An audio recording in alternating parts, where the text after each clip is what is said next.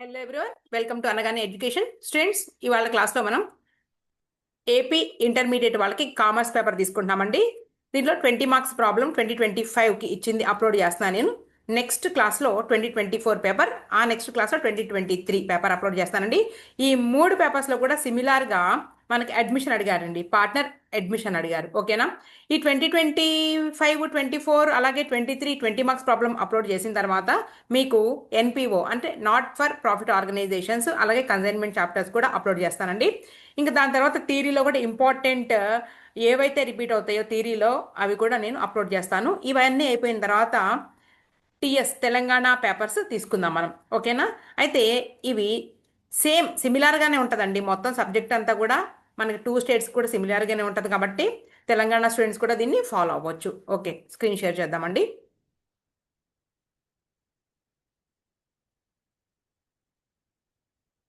Right, ఇదిగోండి, ఇది paper 2025 మార్చికి జరిగిందండి.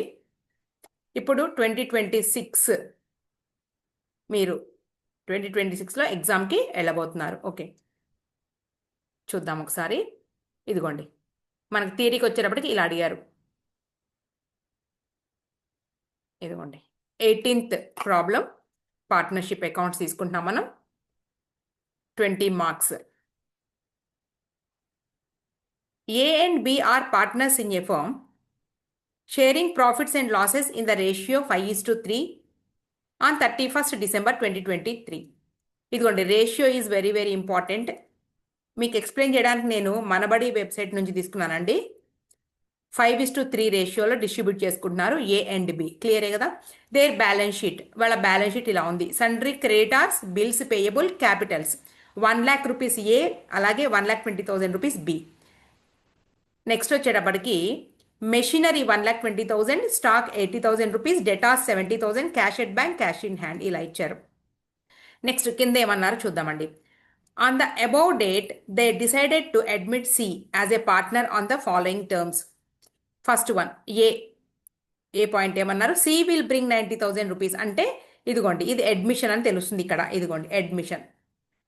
సి 90,000 రూపీస్ క్యాపిటల్ తీసుకురావాలి, అలాగే 24,000 రూపీస్ గుడ్ విల్ తేవాలండి. ఈ తెచ్చినటువంటి గుడ్ విల్ని 1/4 చూడండి, అంటే of good will for 1/4 share in the profits. ఈ 24,000 రూపీస్ గుడ్ విల్ని ఓల్డ్ పార్ట్నర్స్ అంటే ఏ అండ్ బి 5:3 రేషియోలో డిస్ట్రిబ్యూట్ చేసుకుంటారు. ఈ 90,000 రూపీస్ మాత్రం సికి క్యాపిటల్గా ఉండిపోతుంది. రైట్? సరే, మనకి రీవాల్యుయేషన్ అకౌంట్లో వచ్చేటటువంటి పాయింట్స్ 3 ఇక్కడ ఉన్నాయి చూడండి. బిసిడి పాయింట్స్ ఉన్నాయి కదా. బి పాయింట్ ఏంటి, machinery is to be valued at 1,50,000 rupees, అలాగే stock is to be valued at 1,00,000 rupees. తర్వాత provision for bad debts 10,000 rupees. Right? ఈ 3 పాయింట్స్ని మనం రీవాల్యుయేషన్ అకౌంట్లో తీసుకుంటాము. క్లియరా? రీవాల్యుయేషన్ అకౌంట్ ఓపెన్ చేసి ఈ 3 పాయింట్స్ని తీసుకుంటాం అనమాట. మెషినరీ అంటే ఏంటి, ఇక్కడ మనకి బ్యాలెన్స్ షీట్లో అసెట్స్ అండ్ లయబిలిటీస్ రెండు ఉన్నాయి కదండి. ఇదిగోండి లయబిలిటీస్, అసెట్స్. ఈ 3 పాయింట్స్ కూడా మనకి ఓన్లీ అసెట్స్కి సంబంధించి మాత్రమే ఇచ్చారు. మనకి సమ్లో అసెట్స్కి సంబంధించి మాత్రమే ఇచ్చారు. ఓకేనా? మెషినరీ 1,20,000 రూపీస్ ఆల్రెడీ మనకి ఇక్కడ ఎగ్జిస్టింగ్ వాల్యూ 1,20,000 రూపీస్. అయితే ఇప్పుడు 1,50,000 రూపీస్ చేయాలంట. వాల్యూ చేశారట. ఎంతకి? 1,50,000కి వాల్యూ చేయాలి. సో మనకి ఆల్రెడీ 1,20,000 రూపీస్ ఉందండి. సో ఇంకా 30,000 రూపీస్ మనకి ఏమవుతుంది అంటే అసెట్ ఇంక్రీజ్ అయిందండి. అసెట్ ఇంక్రీజ్ అయింది. మనం వేసేటటువంటి రీవాల్యుయేషన్ అకౌంట్ ఏదైతే ఉందో అది, ఇదిగోండి రీవాల్యుయేషన్ అకౌంట్ ఉంది కదండి. ఇది ఏ నేచర్ అనేది ఫస్ట్ తెలుసుకోండి. రీవాల్యుయేషన్ అకౌంట్ అనేది నామినల్ నేచర్ అనగానే మీకు రూల్ గుర్తు రావాలండి. Debit all expenses and losses, credit all incomes and gains. Right? Debit all expenses and losses. Right? నీకు లాస్ అయినవి ఏమైనా ఉంటే కనుక నువ్వు డెబిట్ చేసుకోండి. Okay, credit all incomes and gains. నీ గెయిన్ అయితే గనక దాన్ని క్రెడిట్ చెయ్యి. ఇప్పుడు ఒక అసెట్ అనేది ఇంక్రీజ్ అయితే అర్థమవుతుందండి. అసెట్స్ ఇంక్రీజ్ అయితే ఎక్కడ రాసుకోవాలి మనం? అసెట్స్ ఇంక్రీజ్ అయితే మనం ఇదిగోండి క్రెడిట్ సైడ్. రైట్. అలాగే అసెట్ డిక్రీజ్ అయితే అంటే లాస్ అయితే, అసెట్ డిక్రీజ్ అయితే మనం లాసెస్లో రాస్తాం. దానికి రివర్స్లో లయబిలిటీ. క్లియరా? సరే, ఆ పాయింట్ వచ్చినప్పుడు చెప్తాను. ఇప్పుడైతే లయబిలిటీస్లో లేదు కదండి. ఒకటే గుర్తుపెట్టుకొని మనం వేసేటటువంటి రీవాల్యుయేషన్ అకౌంట్లో మనం పార్ట్నర్స్కి డిస్ట్రిబ్యూట్ చేసేటటువంటి అంటే రీవాల్యుయేషన్ అకౌంట్లో ప్రాఫిట్ వచ్చిందా లాస్ వచ్చిందా మనం చూసుకుని పార్ట్నర్స్కి మనం దాన్ని డిస్ట్రిబ్యూట్ చేస్తాము. సో దీని nominal nature. Debit all expenses and losses, credit all incomes and gains, అంతే. నెక్స్ట్. సో ఈ 3 పాయింట్స్ని మనం అడ్జస్ట్ చేస్తాము. ఏం అడిగారు నిన్ను? Prepare revaluation account, partners capital account, new balance sheet అడిగారండి. ఈ 3 వేస్తే సరిపోతుంది. అయితే మనకి ఈ క్యాష్లో కూడా చేంజ్ జరిగిందండి. క్యాష్ చేంజ్ జరిగింది.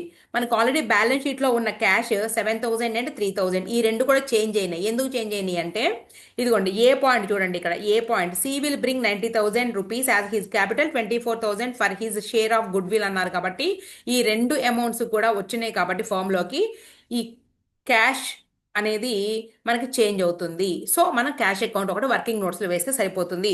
వాళ్ళు అడిగిన ఈ 3 అకౌంట్స్ మన మెయిన్ అకౌంట్స్గా వేస్తే సరిపోతుందండి. చాలా చాలా సింపుల్. ఒక 10 నిమిషాల్లో నేను మీకు ఎక్స్ప్లెయిన్ చేసేస్తాను. మీరు కూడా ఒక 10 మినిట్స్లో చేసేస్తారు అనమాట, అంతే, క్లియర్గా. రైట్. ఫస్ట్ మనం ఏం చేద్దాం, ఇదిగోండి ఫస్ట్ ఇక్కడికి వచ్చేసేయండి, ఏబిసిడి పాయింట్స్కి వచ్చేసేయండి.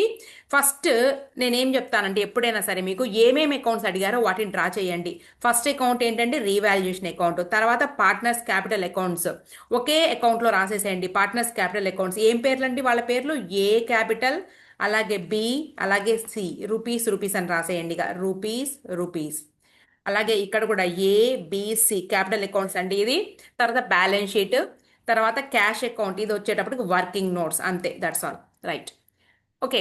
ఫస్ట్ నేను ఎప్పుడైనా సరే సమ్లో తీసుకునేటప్పుడు బ్యాలెన్స్ షీట్ వీటన్నిటికన్నా ముందు, రీవాల్యుయేషన్ అకౌంట్ కన్నా ముందు కూడా నేను చెప్తున్నాను, గుర్తుపెట్టుకోండి ట్రిక్. మనకి సమ్ తప్పు అవ్వకుండా సింపుల్గా ఈజీగా అయిపోవాలి, స్పీడ్గా అయిపోవాలి అంటే ఫస్ట్ పార్ట్నర్స్ క్యాపిటల్ అకౌంట్కి వచ్చేయండి. మనకి తెలుసు సమ్లో చూడాల్సిన అవసరం లేదు, ఇది అడ్మిషన్ ఆల్రెడీ చదివాము. ఏ అండ్ బి ఇద్దరే ఉన్నారు. వాళ్ళు ఆల్రెడీ క్యాపిటల్ ఎప్పటి నుంచో తెచ్చి వాళ్ళు బిజినెస్ స్టార్ట్ చేసి రన్ చేస్తూ ఉన్నారు. కాబట్టి బ్యాలెన్స్ క్యారీ డౌన్ అని రాసుకోవాలి. అంటే బ్యాలెన్స్ షీట్లో ఉన్నటువంటి వాళ్ళ క్యాపిటల్ని మనం అకౌంట్లోకి తీసుకొస్తున్నాము. సో ఇదిగోండి ఓల్డ్ పార్ట్నర్స్ క్యాపిటల్ ఏదైతే ఉందో ఎంతండి, 1,00,000 రూపీస్, 1,20,000 రూపీస్. అర్థమవుతుందా? 1,00,000 రూపీస్, 1,20,000 రూపీస్. ఫస్ట్ ఇది రాసుకోమని నేను చెప్తాను ఎప్పుడైనా సరే. 1,00,000 రూపీస్, నెక్స్ట్ 1,20,000 రూపీస్. రైట్. అలాగే ఏమైంది, ఇప్పుడు సిని అడ్మిట్ చేసుకున్నారు. సో సిది ఆల్రెడీ బ్యాలెన్స్ అనేది లేదండి, ఇప్పుడు కొత్తగా వస్తున్నాడు.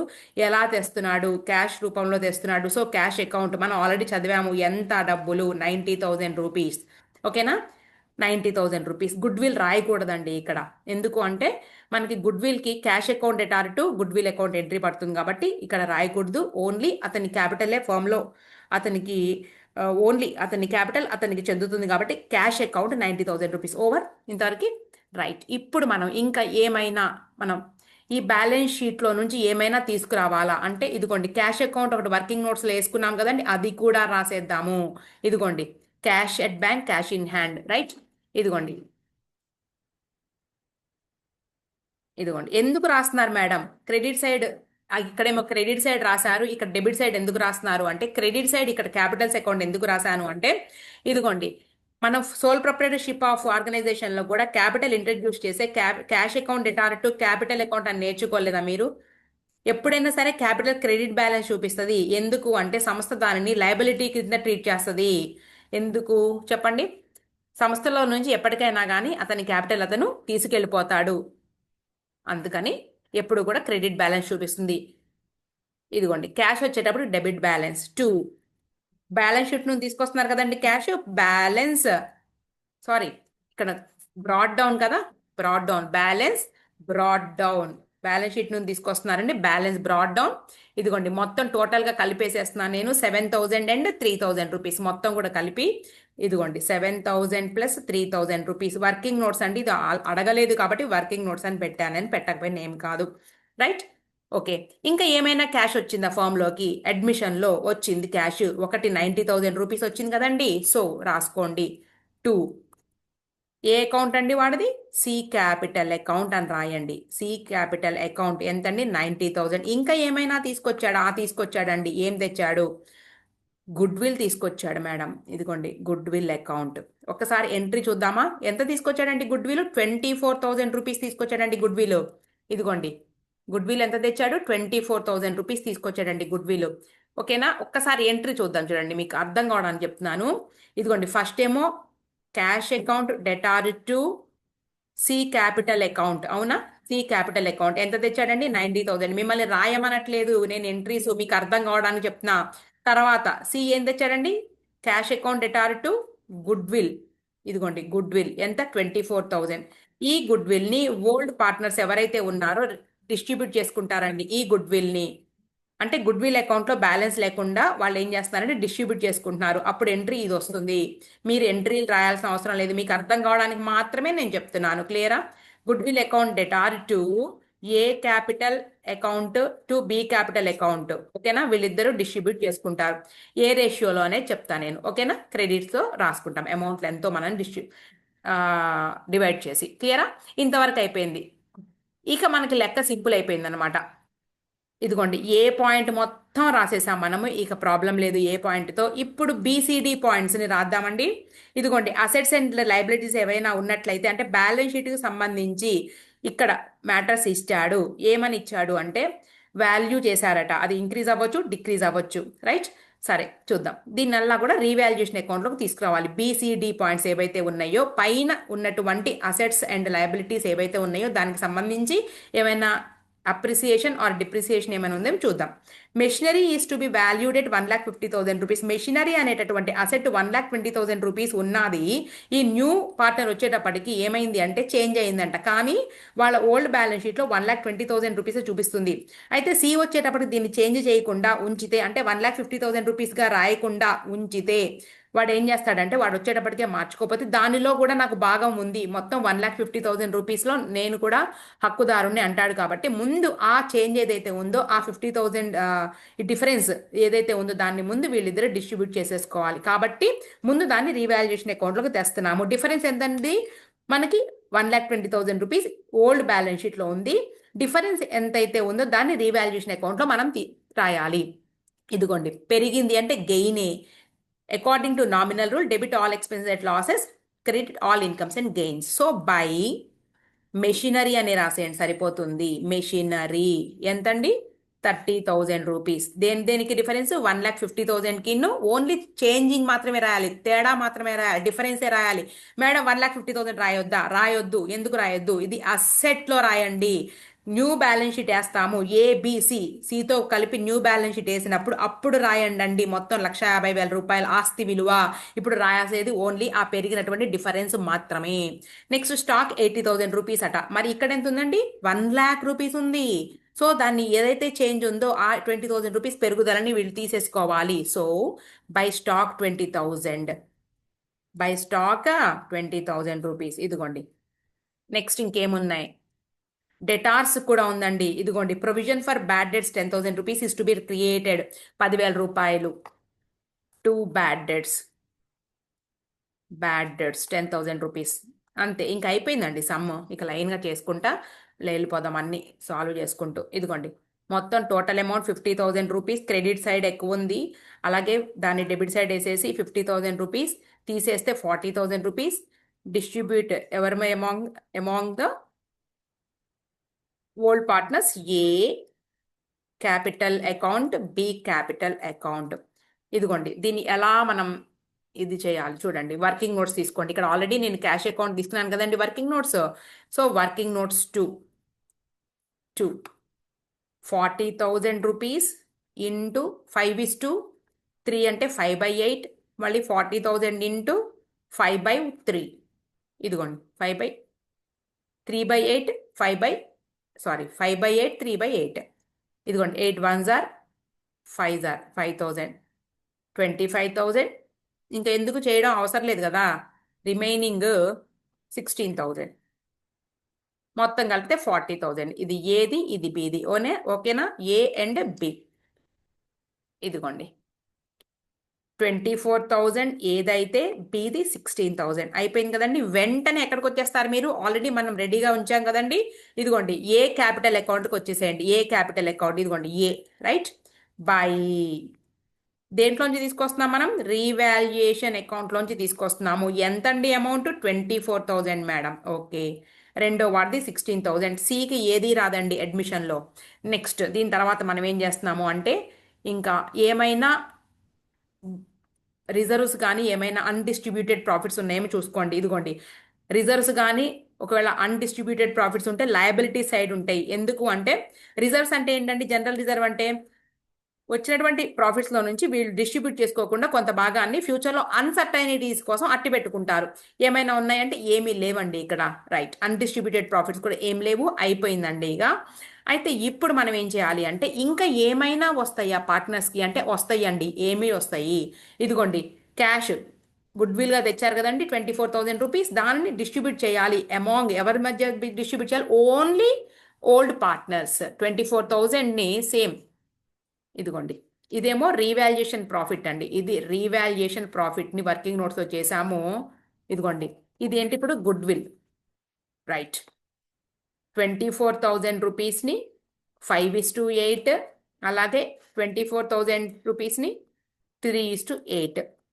8 1s are 3,000. 15,000 ఒకళ్ళకండి, నెక్స్ట్ ఇంకొకళ్ళకి 9,000. 24,000 మొత్తం కలిపితే ఏ అండ్ బి. 15,000 9,000 అంతే, అయిపోయింది.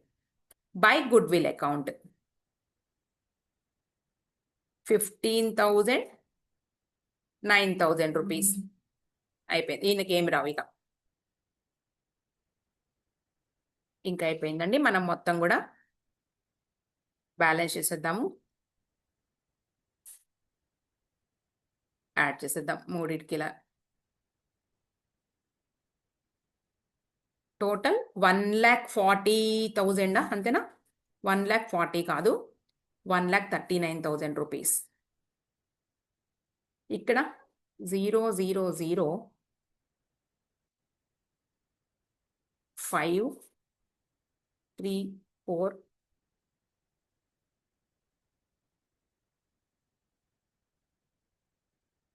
0 5 1 3 4 1,45,000. Next 90,000 as it is. 1,39,000 rupees. ఒకసారి చెక్ చేసుకుందామండి. 9 3 1 రైటే. 1,20,000 అంటే 6 9 5 ఓకే. 1,45,000 రూపీస్. నెక్స్ట్ 90,000 అయిపోయింది. దీన్ని సేమ్ మళ్ళీ ఇక్కడ ఏం లేదు కాబట్టి మనం లెస్ చేయడానికి సేమ్ యాజ్ ఇట్ ఈస్గా పైకి వెళ్ళిపోతాయి. 1,45,000 and 90,000 rupees to balance carried down. మళ్ళీ యాక్చువల్గా దీన్ని తీసుకొచ్చి బ్యాలెన్స్ బ్రాడ్ డౌన్గా ఇక్కడ రాస్తామండి ఈ మూడింటిని. రైట్, అయిపోయింది. ఇక బ్యాలెన్స్ షీట్కి వచ్చేసేయండి. బ్యాలెన్స్ షీట్లో ఉన్నది ఉన్నట్టుగా యాజ్ ఇట్ ఈస్గా రాసేద్దాం. ఏది ఎక్కడ ఉంటే అక్కడ రాసేయండి మీరు కూడా. ఇదిగోండి, ఫస్ట్ మెషినరీ, తర్వాత స్టాకు. ఫస్ట్ మెషినరీ ఉన్నది ఉన్నట్టే రాసేయండి. హెడ్డింగ్ ఏం పెట్టాలండి? Balance sheet as on. ఎప్పుడు? Balance sheet as on. వాళ్ళు రెడీ చేయమన్నటువంటి బ్యాలెన్స్ షీట్ ఎప్పటికో చూసుకోండి. 31st December 2023 కదండి. 1st January 2024. 1st January 2024 ఎవరెవరిదండి? Balance sheet of A B and C అని రాసుకోండి. ఏ బి అండ్ సి అనేది పెట్టండి. Balance sheet of A B and C. Balance sheet of A B and C ఎప్పుడు? On 1st January 2024. Machinery ఒకటి, next stock ఒకటి, next debtors. ఈ మూడు రాద్దాం ఫస్ట్. ఇదిగోండి, మెషినరీ ఆల్రెడీ 1,20,000 ఉంది. మనం 30,000 రూపీస్ ఇదిగోండి ఇంక్రీజ్ చేసాం కదండి. అంటే ఆ 30,000 రూపీస్ యాడ్ అయితే ఇక్కడ కింద చూడండి ఎంత వాల్యూ చేయమన్నారు అంత వచ్చేస్తుంది కదండి. ఇదిగోండి, న్యూ పార్ట్నర్ వచ్చేటప్పటికి 1,50,000 రూపీస్గా చూపిస్తున్నాము. So 1,20,000 plus 30,000 1,50,000. Next stock 20,000 plus 80,000 plus ఎంతండి? ఎంత చేంజ్ చేసాం మనం? ఇదిగోండి, స్టాక్ 20,000 రూపీస్. వాళ్ళు 1,00,000 రూపీస్గా చేయమన్నారు కదండి. ఇదిగోండి, టోటల్ 1,00,000 రూపీస్. వాళ్ళు ఏమడిగారు చూడండి, ఇదే కదా. ఇదిగోండి, stock is to be valued at 1 lakh. ఓకేనా, అయిపోయింది. 10,000 రూపీస్ బ్యాడ్ డెట్స్ క్రియేట్ చేయమన్నారు. 70,000 రూపీస్ 70,000 10,000 లెస్ చేయండి. బ్యాడ్ డెటార్స్ వచ్చేటప్పటికి ఇదిగోండి 70,000 లెస్ ప్రొవిజన్ 10,000 60,000 రూపీస్ ఓవర్ ఇక్కడికి. ఇంకా ఈ మూడే చేంజెస్ అండి. ఇక ఉన్నవన్నీ యాజ్ ఇట్ ఈస్గా రాసేద్దాము. Cash at bank, cash in hand, ఇది వచ్చేటప్పటికి మనం క్యాష్ అకౌంట్కి వెళ్ళిపోండి. ఇదిగోండి మన దగ్గర ఆల్రెడీ ఇదిగోండి క్యాష్ అకౌంట్లో డెబిట్ బ్యాలెన్స్ 10,000 రూపీస్ క్యాష్, తర్వాత 90,000 24,000 అంటే సి తెచ్చినటువంటి క్యాష్ ఏంటి, క్యాపిటల్ రూపంలో తెచ్చిన క్యాష్, అలాగే గుడ్ విల్ 94,000. మొత్తం టోటల్ అమౌంట్ నీకు ఇది ఒక 10,000 1,24,000 అండి. ఈ రెండు అమౌంట్స్ వల్ల క్యాష్ కూడా చేంజ్ అయ్యింది కాబట్టి నేను అకౌంట్లోకి తీసుకొచ్చాను. Balance carried down, balance broad down by balance carried down. Next ఇలా బ్యాలెన్స్ బ్రాడ్ డౌన్ రాసుకోవాలి. ఇదిగోండి క్యాష్ 1,24,000 రూపీస్ క్యాష్ మొత్తం కలిపి రాసేసాం మనం. లేదంటే మనం విడిగా బ్యాంక్ రాసుకోవచ్చు. విడిగా cash in hand, cash at bank అని రాసి విడివిడిగా ఈ 3,000 తోటే మనం అకౌంట్లో 3,000 చూపించి దీన్ని సెపరేట్గా రాసుకోవచ్చు. నేను కలిపేశాను, నో ప్రాబ్లం. అయిపోయింది అండి. మొత్తం కూడా ఇటు సైడ్ రాయాల్సింది రాసేసాం మనం. ఇప్పుడు మనం క్రెడిటార్స్ 30,000, బిల్స్ పేయబుల్ 30,000. మనం రీవాల్యుయేషన్ అకౌంట్కి సంబంధించి ఈ రెండింటి ఏ మ్యాటర్ ఇవ్వలేదు. ఇదిగోండి ఈ ఏబిసి మ్యాటర్లో, బీసీడీలో ఓన్లీ అసెట్స్కి సంబంధించే చేంజ్ ఉంది, కానీ ఈ రెండింటికి సంబంధించి ఎటువంటి చేంజ్ లేదు కాబట్టి 30,000ని సెపరేట్గా మనం రాసేస్తే సరిపోతుంది. ఒకటి ఏంటంటే క్రెడిటార్స్, రెండోది బిల్స్ పేయబుల్ రాద్దాం. అక్కడ ఇచ్చినట్టు రాయడమే. Creditors 30,000, next bills payable. First year కన్నా ఈజీ, సెకండ్ ఇయర్ ప్రాబ్లం తొందరగా చేసేస్తాం. Next capital accounts, capitals first A, తర్వాత బి, తర్వాత సి. ఏ 1,39,000 రూపీస్, తర్వాత 1,45,000, తర్వాత 90,000. ఇంతే. ఈ 3 యాడ్ చేసేసేయండి అండి. 000 అంతేనా. తర్వాత 4 తర్వాత 1 ఇక్కడ 4 8 7 3,74,000. ఇంకొకసారి చెక్ చేద్దాం. 954 1 4 4 8 8 9 7 7 3,74,000 వచ్చిందండి. చూద్దాం రైట్ తప్పు ఆన్సర్. మొత్తం యాడ్ చేసేద్దాం. 000 లయబిలిటీ సైడ్. నెక్స్ట్ 4 336 13 3 4,34,000 వచ్చిందండి ఇక్కడ. ఇక్కడ కూడా చూద్దాం. 000 4 13 ఇక్కడికి 1 4,34,000 రైట్. 2 sides 4,34,000 rupees. ఇదండి సమ్ మనకి. ఇది ఎప్పుడు ఇచ్చిన సమ్ అండి మనకి? మార్చ్, అదే మీకు మొన్న. ఇప్పుడు మీరు 2026లో ఎగ్జామ్కి వెళ్ళబోతున్నారు కదండి, మీ ప్రీవియస్ ఇయర్ 2025లో వచ్చింది. ఓకేనా. Next video 2024 20 marks problem upload చేస్తాను. ఓకే స్టూడెంట్స్, మన ఛానల్ పేరు అనగాని ఎడ్యుకేషన్. సబ్స్క్రైబ్ చేసుకోండి మోర్ వీడియోస్ కోసం.